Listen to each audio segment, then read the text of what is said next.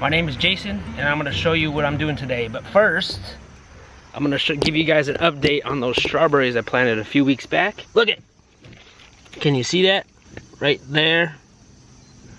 Growth. Look at that. Look at that. Those were started from runners from existing strawberries. They're growing.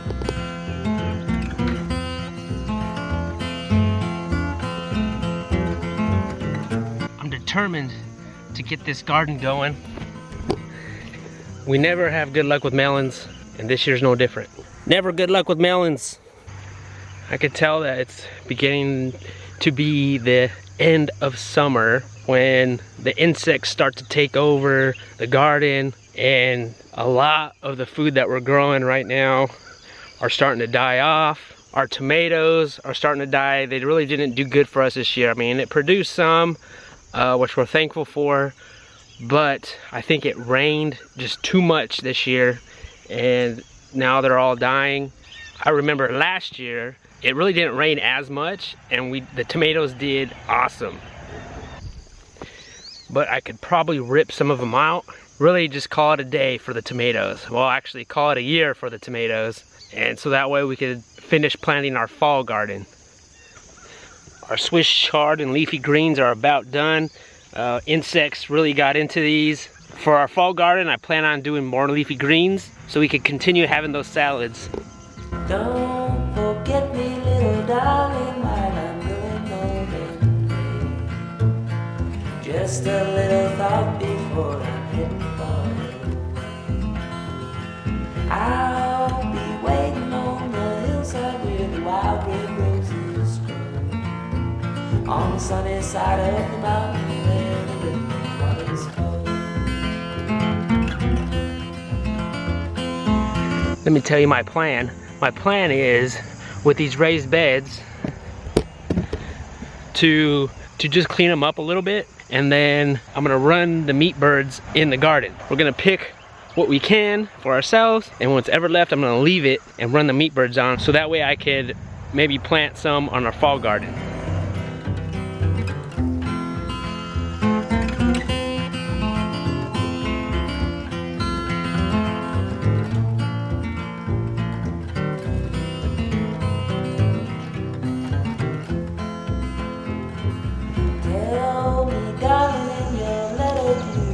As you can see here, I am leaving the roots of whatever plant I'm digging up. I'm leaving the roots in the ground.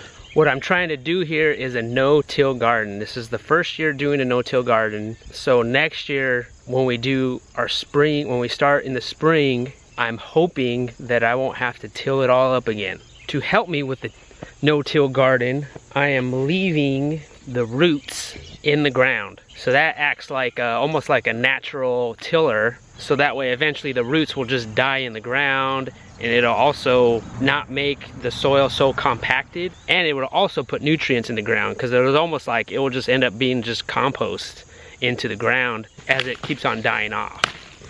And this is the first time I'm doing this, so I hope it works, because typically my mind is telling me to rip everything out and make it look all super clean, you know, no grass, no weeds, nothing. That's what my mind is telling me to do, because that's what I've always seen people do. It's almost like I'm trying to retrain my mind to rethink how you should grow food. Will it work? I don't know, but I'm hoping it'll work, and I'm hoping I will never have to till a garden ever again. But as of right now, that's my plan. And also, by not renting a tiller and tilling it up every single year, you know, that kills off a lot of the good bacteria that's in the soil. By leaving the roots in, that's only making the soil better. And so as the years go on, the soil is gonna get better, the growing is gonna get better, the food's gonna get better, and we'll just have a better garden every single year. Cabbage is not great, but I feel like it's getting eaten, probably by a cabbage moth. I am just taking what we can salvage. Look at that, that's beautiful. So I'm taking what we can salvage for ourselves and then leaving the rest for when I run the meat birds over them.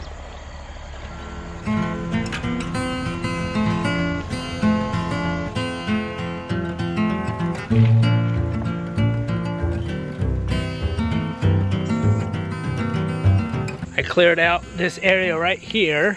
I'm gonna run these meat birds on this area, see what they do, see if they eat it, help me clear it out, and I'm pretty excited about it.